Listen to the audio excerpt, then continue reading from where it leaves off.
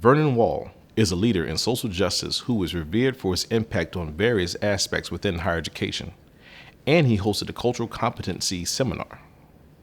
This video includes Wall's address, followed by a video about microaggressions and how they affect students, faculty, and staff within the campus community. Participants give in-depth examples of when they were faced with microaggressions inside and outside of their respective institutions. Then you will hear from our Dean of Students and Vice President for Student Affairs, Dr. Gatteau. He will discuss how microaggressions impede students, faculty, and staff from truly engaging in healthy and sustaining relationships. It's important to be aware of our personal biases and to hold ourselves accountable for unintentionally offending or disrespecting someone. This is a learning process that will involve making mistakes. But in time, we can learn from those mistakes and look for opportunities to learn more about our neighbors and grow as students, faculty, and staff at Stony Brook. So I've got to begin by saying that I've been on a lot of campuses. I've been doing this work for a while, and I will say that there are not many campuses that I have been on that has the commitment that Stony Brook has to bring you together to have a conversation about community and who you are in this world. And I just want you to soak that in. I mean, this is big. I mean, for me to see you here says a lot for this campus and a lot for this community. And I know you were voluntold to be here too, so I get that. So I get that. But I will say that it's so important for you to know that it's about us being in community. My favorite quote by Dr. Martin Luther King Jr. will always be, "Injustice anywhere is a threat to justice everywhere." Injustice anywhere is a threat to justice everywhere. I was on a campus recently, and a group of students took me out to dinner the night before my presentation. And we were sitting at this big table, and I was like, free food, yeah, I'm going. And I was excited to be there with them, and so we were having a great conversation, and one student leaned into me and said, "Vernon, where did your passion for social justice come from? Why is this important to you?" And I'm like, oh, okay. Didn't know I was going to be quizzed, but okay. So I started thinking about some of the people that came before me, the shoulders that I stand on, the folks who have mentored me, who have made me who I am today, and they said, "No, Vernon, where did your passion for social justice come from?" And so I thought, oh, well, maybe they want academic stuff. So I started thinking about, well, I've written some articles and been a part of some presentations, the work that I do. And this student leaned in and said, "Shut up, Vernon. Where did your passion for social justice come from?" And the whole table looked at me, and I thought, well, if I'm honest with myself, I need to say that I blame my parents for this. I blame them. I want to introduce you to Ward and Ernestine Wall. What you need to know about Ward and Ernestine Wall is they were both brand new teachers in a high school in North Carolina, very first day of class. Brand new teachers. My dad walked around the corner, mom walked around, they ran into each other. Mom dropped her papers, dad reached down to pick them up, they locked eyes. They stood up, walked away. My dad thought to himself, "I'm going to marry that woman one day." My mom thought to herself, "That is the most arrogant man I've ever met in my entire life." So I want you to fast forward to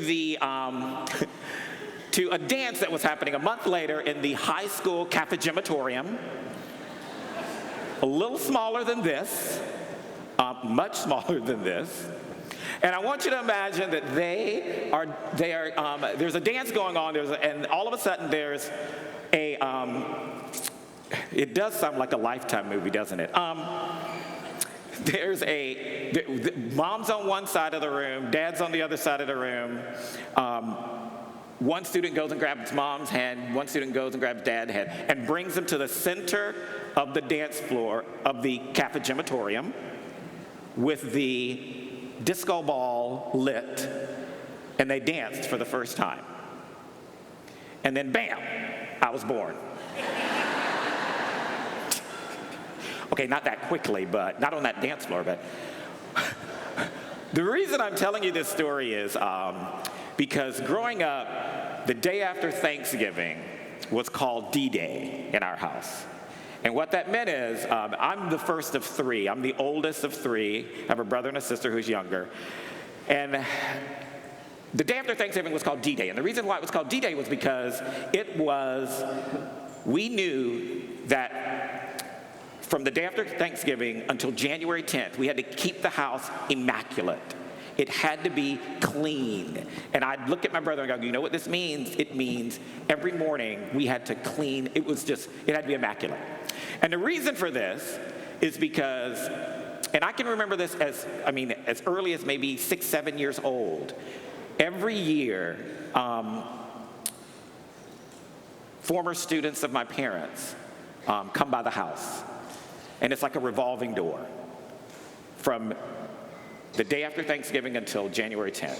And I do believe that seeing all of those people, even to this day when I go home, former students drop by and talk about their successes, their struggles. They update them on their families, they show pictures, and they do this every year. And I do believe that that vision of seeing hundreds of people and thousands of people coming through our house, all different colors, backgrounds, nationalities, genders, gender identities, before I even knew what that was.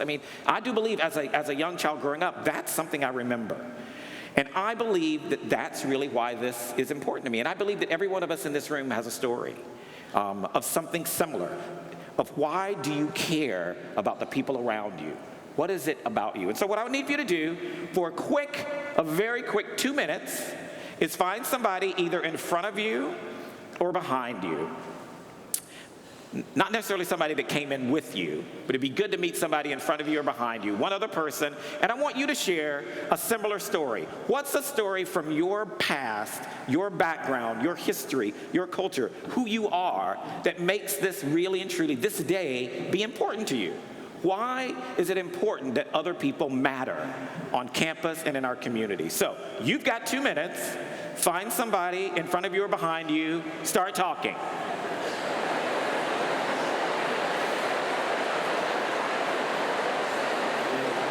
So thank you. Wow, y'all got into that, didn't you? The reason why I love this is because, as I mentioned, everybody in this room has a story. And everyone's story is so unique and so amazing. And that's the reason why this campus community is what it is because you bring in who you are at all times. I will say that I'll tell you a quick story. I used my iPhone. I got a new iPhone 10. And, it has face recognition. And I don't know, those of you that have it, have you noticed that in the mornings, the face recognition does not work? I'm like, that is rude. I'm like, I go, and they go, no. I'm like, really?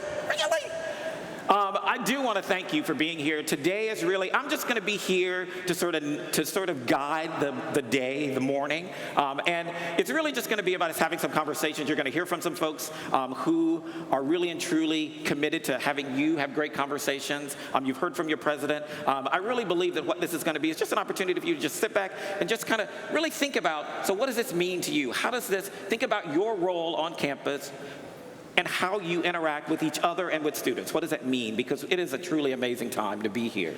I do want to make sure before I move to a little video we have for you is I want to make sure that we ground ourselves in this term social justice because I think a lot of people are using this term.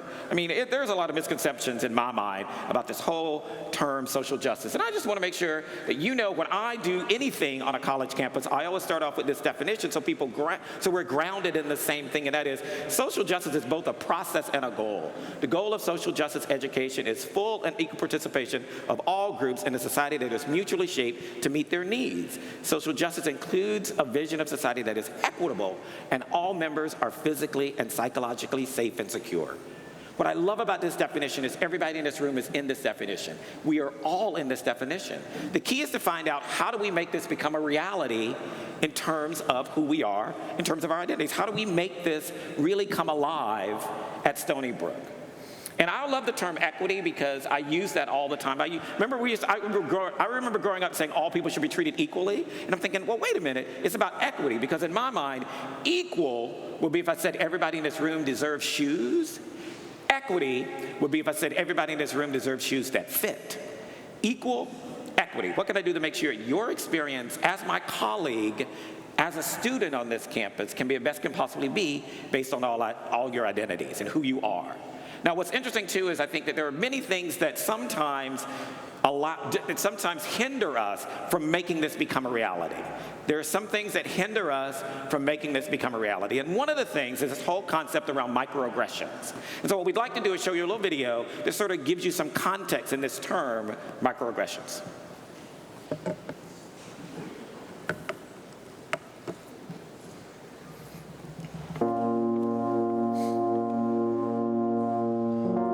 Think about a time when someone said something about some aspect of your identity that made you feel insulted or slighted. Even if they didn't intend it, you probably experienced a microaggression. A microaggression is something that someone says to someone else without knowing that it may be offensive. It hurts. So that's how I know it's a microaggression, because it feels disrespectful. And it's not like outright racism, but it's something that is like almost unconscious in the way that you view people. Most microaggressions are subtle and indirect, but they occur frequently in the daily interactions of members of historically underrepresented groups. And most often, people who commit microaggressions think of themselves as well-intentioned, non-racist, non-sexist people. They do not realize that the underlying messages communicated by their actions or comments are hurtful to other people.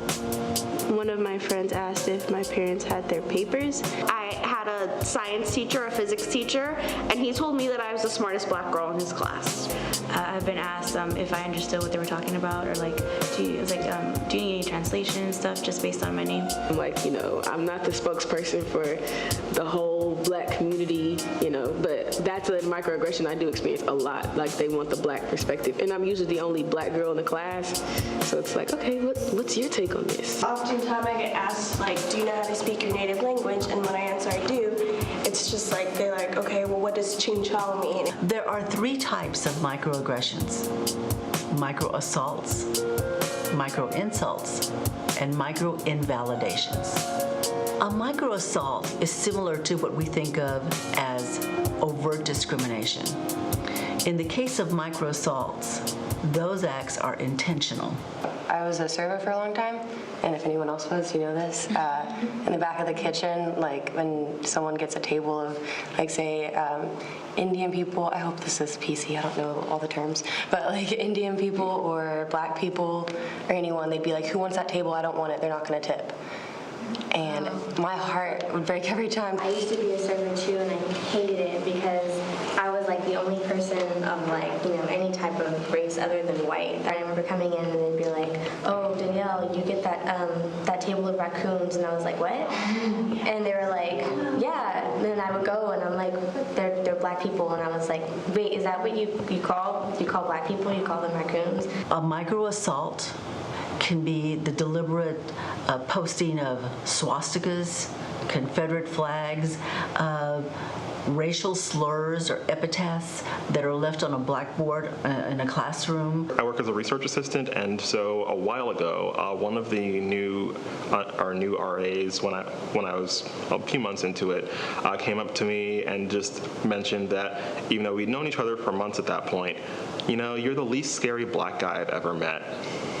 In the way that I dress, the way that I talk, the way that I speak. I've kind of tailored that over the course of my education to be non-threatening. I'll literally have my keys in my hand, they're always with me, and I'll just jingle them as I'm walking so that they know that I know that I'm there, so that we both know that I'm right here and I'm not going to try and do anything to be stupid.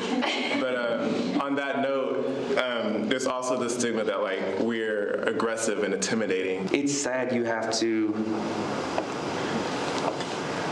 make sure you let people know you're not a threat, and that's jacked up. So. One of my friends commented to me, he said, I don't really even think you're black, you're, and I was like, what? I was like, what do you mean? He's like, you're smart, you do your work, yes, you're athletic, but you do your work, you're smart, so I don't really know if you're black. I was like, I didn't understand. It made me question who I was and if I was still a part of the culture.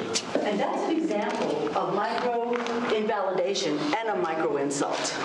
And I'm going to talk about those a little bit more. A micro-insult is a comment that communicates the demographic group is not respected, that that person is a slight exception to the stereotype.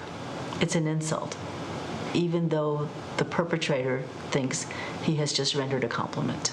Well, here at UNT, I've heard, you're so pretty for a black girl. I feel like it discounts me as a person, and then I feel like it discounts my race. I feel like you can be pretty just because you're a woman, or, you know, or all black women are beautiful, all people of color are beautiful, just the same as people that are not people of color. So for them to make that specific statement, that's what I'm like, what in you made you say that to me? As if it were a compliment. So another type of micro-insult is when students in the classroom are dismissed or treated almost as if they're invisible. For instance, in some of our sciences or engineering classes, there are few women, and professors often don't call on those women. I had one instance in a statistics-based class where we were discussing something bell curve related, and he presented a question, and I don't remember exactly what the answer was, but I answered it, and he kind of doubted me, and he very condescendingly was just like, oh, okay, well, I mean, like, this is the best answer, but I guess your answer could be right. You know what, we'll ask, it was a grad student, he was like, you know what, we'll ask Dr. So-and-so and see what he thinks the best answer is. And there was no apology or anything. He was just like, oh yeah, Dr. So-and-so said that, yeah, that was actually a really acceptable answer. And I was just like, okay. What else is he going to doubt me on, and when else am I going to be called out in front of 70 other people, you know, and have a weird exchange that makes the whole room quiet? Like, one of my science classes, my teacher had asked what I wanted to do, and I told the teacher that I wanted to be a psychiatrist. And immediately they're like, that's too hard for you. Maybe you should try a different field, or have you ever thought about being a nurse practitioner? Nurse practitioners in psychiatry make pretty well, they make a lot of money too. Have you thought about that? Like, why go to med school? Genuinely, sometimes somebody might feel like they can't make it, you know, and then when you continue to tell them that, it does hurt, you know. I've had a lot of professors tell me to my face that they were surprised that I was as good as a student as I was, and that I paid attention in class and actually participated. And when I asked why, they said, well, you know, you just come off as a troublemaker. You have all these piercings and short hair as a girl and tattoos, and we just naturally assumed that you weren't really going to be any good. Another type of micro-insult is when a professor says to a student, wow, you speak really good English. The message is that professor thinks I don't really belong here, or that I'm not really American. Of course I speak good English. I was born in the United States. But the professor sees a Latina or an Asian and makes the assumption that that person is foreign, or at least that is what the target hears. What is the underlying message when somebody asks if you're legal? That you don't belong to this country. That you don't belong, that's right.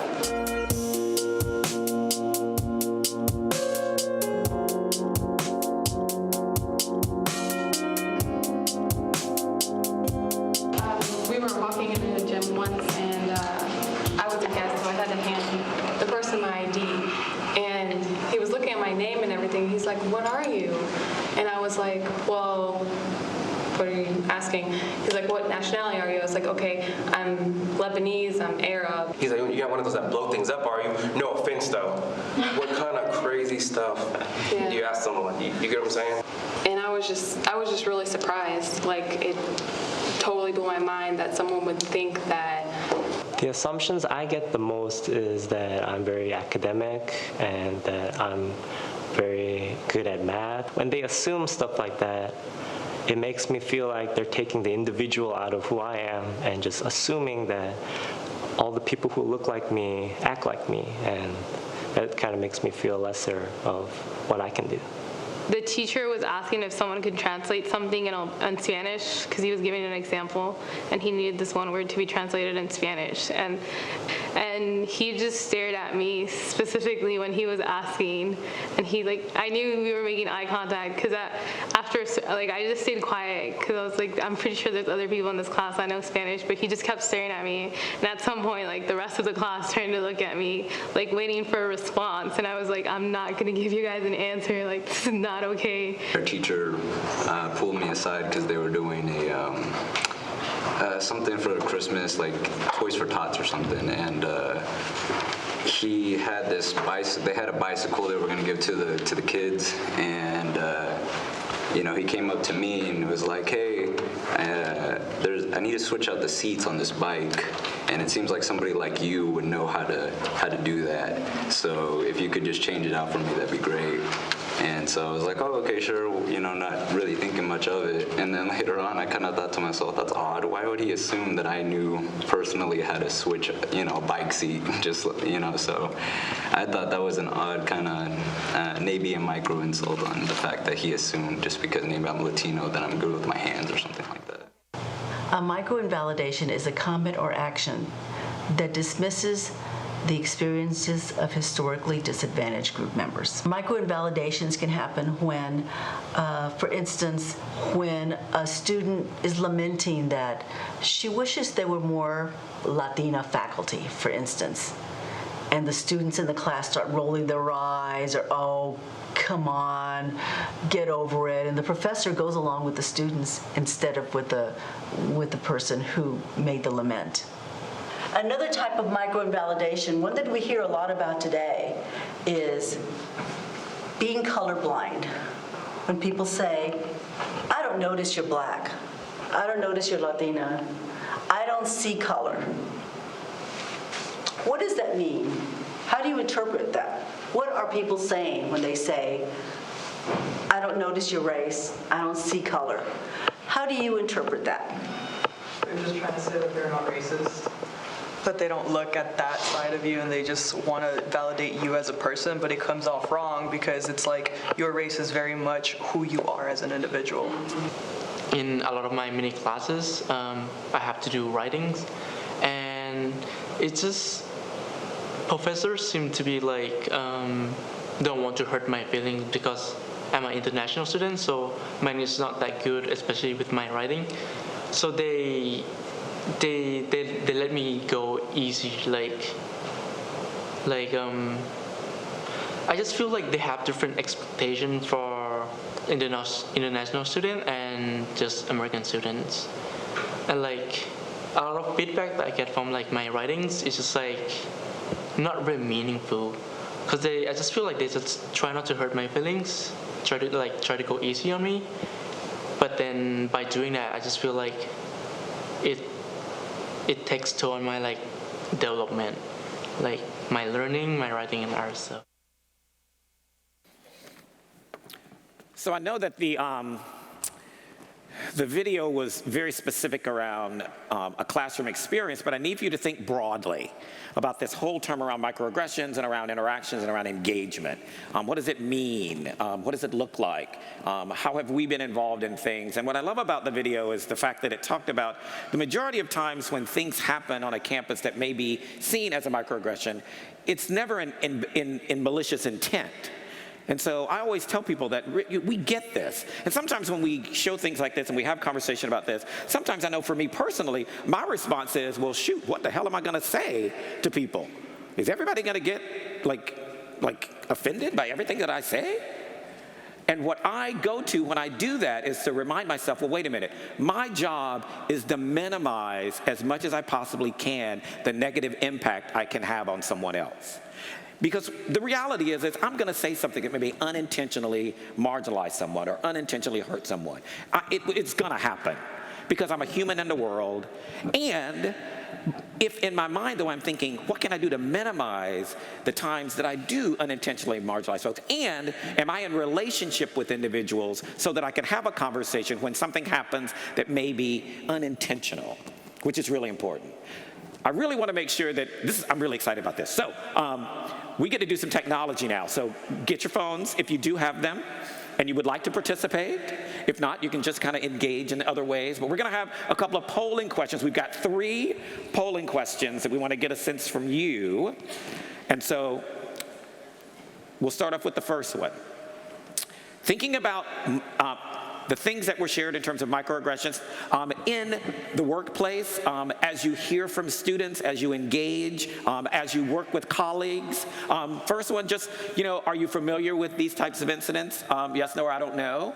And we will see some population of those pieces. Oh. Okay, all right. Wasn't that cool? It was very cool. It was very cool. I like it. I'm pretty excited about this. You can tell. You can tell.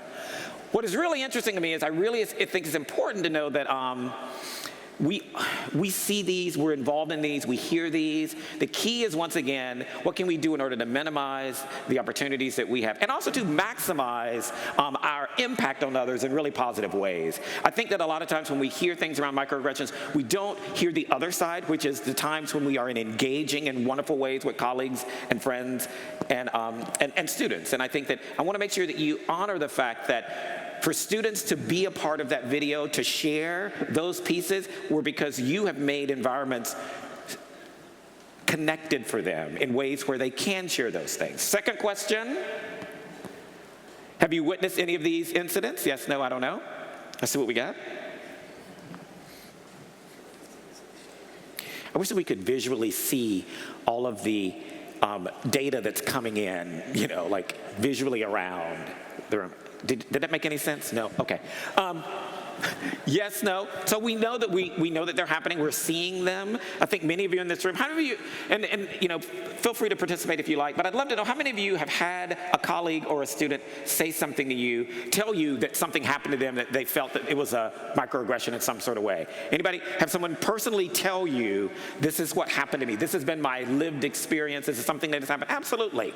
And I think that it's really, the fact that they did share with you that means that there's a relationship and a connection there, and you're building community in that way. Third question, what did you do?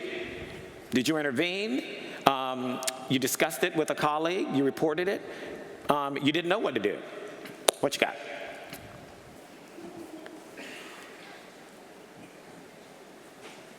Oh, okay. It seems that many of you feel that you did discuss it with colleagues. Others said you didn't really know what to do. And then some intervened, and then some reported. I think I really am really intrigued by the piece around, number one, I'm excited that folks did intervene at certain times, but I want you to know that those of you that said you didn't know what to do, you're not alone. You're not alone. I mean, I know that there have been many situations where I've been in the moment, and in that moment, I've really not known what to do. And I think it's okay to be able to be in a space of just listening and engaging. Sometimes I think we don't see that listening is something that is really important. The fact that you're there for that person and you're hearing it, and I don't know about you, but sometimes I don't know if I really want someone to intervene for me or to have a response when I have something happen to me. Sometimes I just want somebody to just hear me share out loud. And I do believe that it's important for you to know that there are resources on campus where you can have conversations with folks and know that there are ways in which you could be more effective. And what does that look like for you personally? What does that mean? We want to make sure that we bring in voices of students. And so we've asked Rick, who's your interim vice president for student affairs and dean of students, to come up and share a little bit about bringing some student voices into the conversation. Thank you, sir. Well, good morning, everyone. It's great to be here. Please don't be disappointed, though. I know I have what we're calling the Madonna mic. I can't sing, so I'm not part of the halftime show. But what I will be doing is guiding us for the next 10 minutes or so. And what I'd like to do is start asking us to reflect a bit on the stories that we saw in the video on microaggressions and pose the question here, how can we promote a respectful and caring community here at Stony Brook? And as Vernon mentioned, to answer that question, we thought it was important to ask for examples from students within our own community here at Stony Brook. So we asked some of our undergraduate and graduate students to share their stories with us because we wanted to hear about their experience at Stony Brook, both positive and negative. So what I'm going to do this morning is share 6 brief stories with you. And what I'm going to ask also is, at the end of each story, I'm going to ask you to think about the situation and think about what would you do in that situation. And then I'm going to pause for about 10 seconds to give us time to reflect. Everyone ready? So here's our first story. A new student is registered with the Student Accessibility Support Center and is the first scholar with this disability to be joining this degree program. The program staff, from the earliest recruitment stages through the full degree pursuit, created many opportunities for conversation and guidance to ensure that the student did not need to fight for accommodations. So clearly, this is a positive example shared by a student. It reflects some important themes: communication, support, and guidance. And I'd like to ask you to think for a minute about a time when a student approached you for help. Think when they asked you for help. How did you interact with that student? What did you say to that student to gain the student's trust and confidence?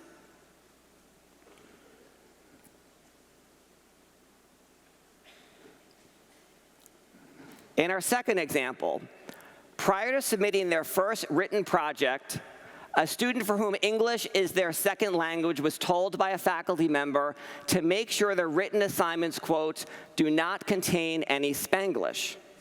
So here, in the word Spanglish being used by the faculty member, now Spanglish is often referred to as combining elements of both the English and Spanish language. But in this example, I think it's truly the context that matters, because maybe it was said by the faculty member in jest, but it's clear it was presented negatively to the student, where the student felt less than and likely felt singled out. So in this situation, what could the professor have done or said differently to communicate expectations? Think about that.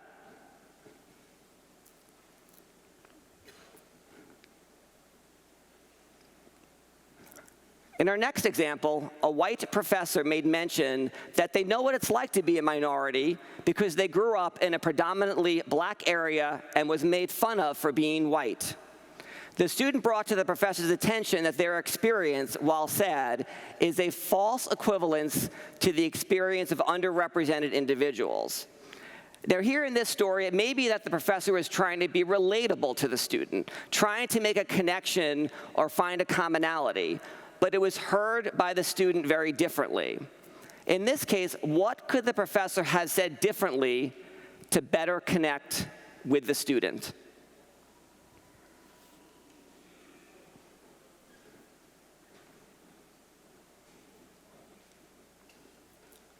Sorry.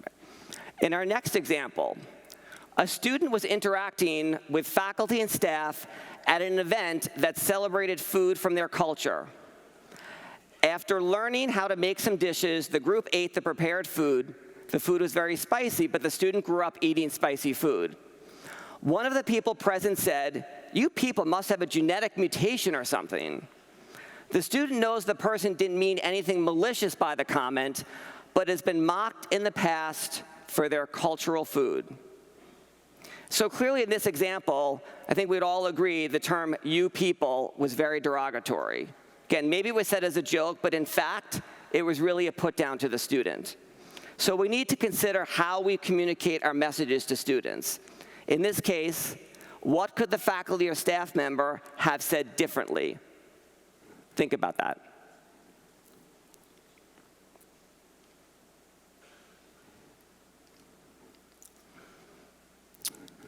Our fifth story, a student was asked how their parents could afford to send them to Stony Brook University, given that they're an international student from Africa. As was evidenced in the videos we saw earlier, this is a story where assumptions and stereotypes are made and shared. And clearly, I carry assumptions. We all carry assumptions and prejudices with us each day. And the important thing is to continually check those assumptions and not make generalizations. And in this case, it's likely the student found the comment both insulting and insensitive. So what could the person have said in this situation without making an assumption?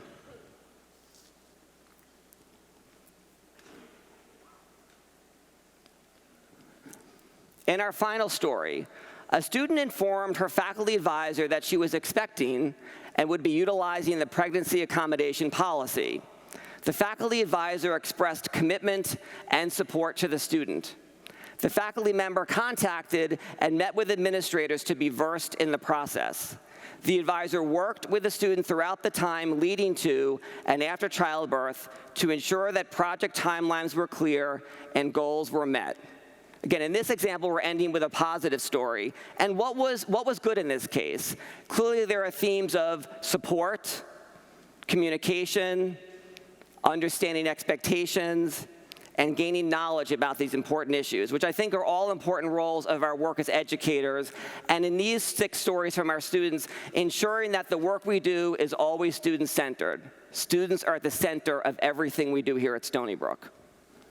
So in sharing these stories with you today, there are a few takeaways that I kind of absorbed from the stories themselves, and I'd like to share them with you and challenge you to think of other takeaways that I may have missed. So these 4 are, first, show a genuine interest in and empathy for others who are different from us.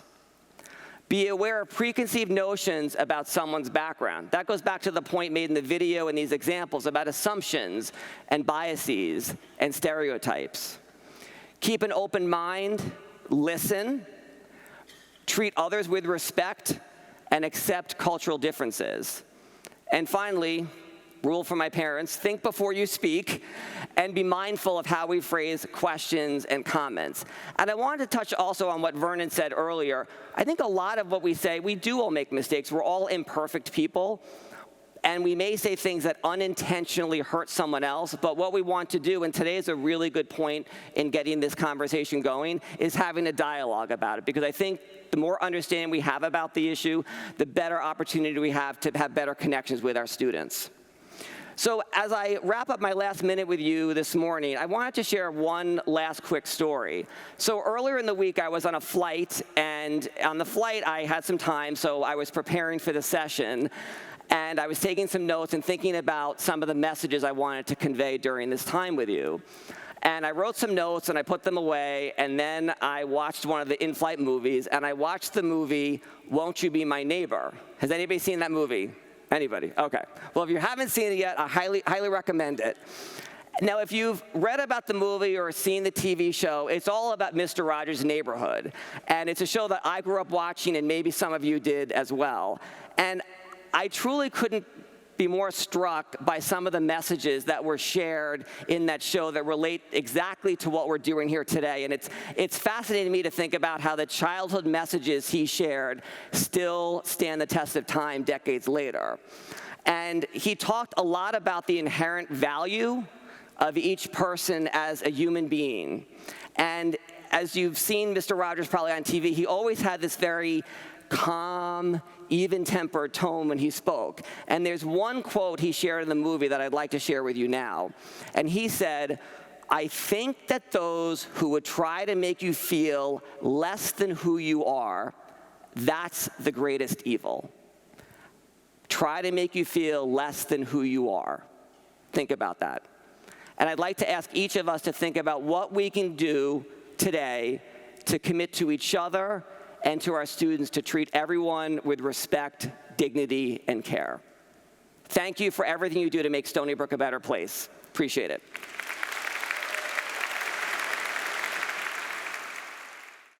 Please take a moment to watch the various videos on the Chief Diversity Officer website at stonybrook.edu/diversity.